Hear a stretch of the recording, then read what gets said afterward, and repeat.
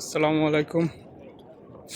এই যে আপনারা এখন দেখতে পাচ্ছেন জান্নাতুল মুআল্লা হযরত মা খাদিজাতুল কুবরা রাদিয়াল্লাহু তাআলা আনহুর যে কবর রয়েছে এখানে অবস্থিত এই জান্নাতুল মুআল্লার ভিতরে।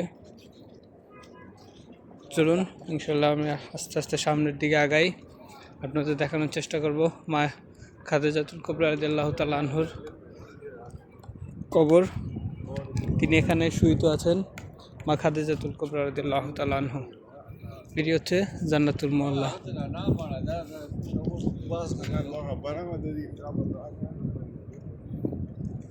এই কবরস্থানে শুয়ে আছেন মা খাদিজাতুল কুবরা রাদিয়াল্লাহু তাআলা আনহা।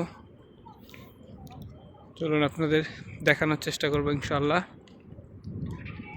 এটি মক্কা হেরেম শরীফের খুব কাছেই, জিন মসজিদের ঠিক পাশেই অবস্থিত জান্নাতুল মুআল্লা। ওই যে দূরে দেখতে পাচ্ছেন ক্লক টাওয়ার, হেরেমের মিনার। চলুন আমরা সামনের দিকে এগিয়ে যাই, মা খাদিজাতুল কুবরা রাদিয়াল্লাহু তাআলা আনহার কবরের দিকে। ইনশাআল্লাহ আমরা দেখার চেষ্টা করব।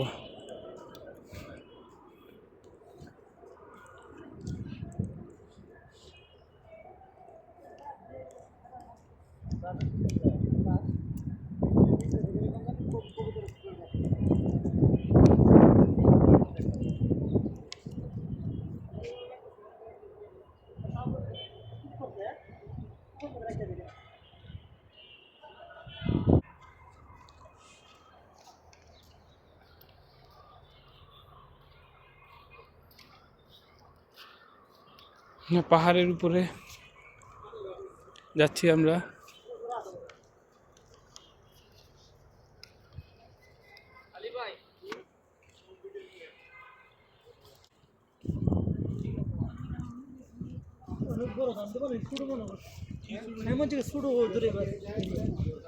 অনেক কিছু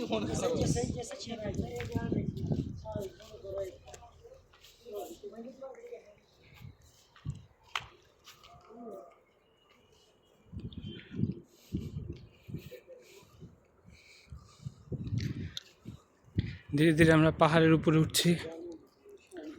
অনেক উঁচুর, একদম পাহাড়ের চূড়ায় অবস্থিত মা খাদিজাতুল কুবরা রাদিয়াল্লাহু তাআলা আনহার কবর।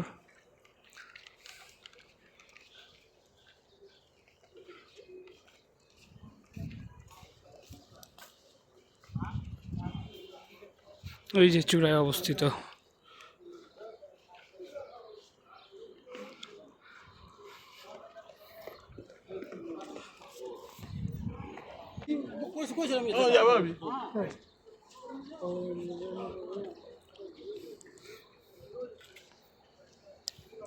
এই যে আপনারা দেখতে পাচ্ছেন এই কবরটি হচ্ছে মা খাদিজাতুল কুবরা রাদিয়াল্লাহু তাআলা আনহার কবর।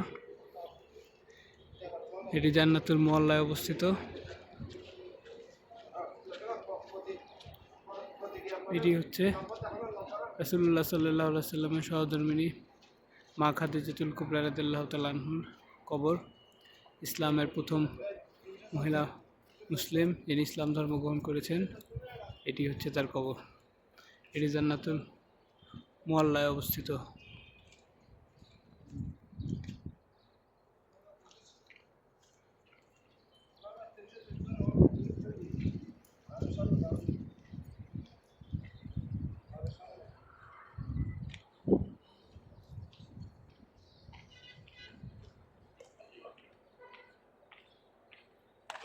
তো আজকের মতো আসসালামু আলাইকুম।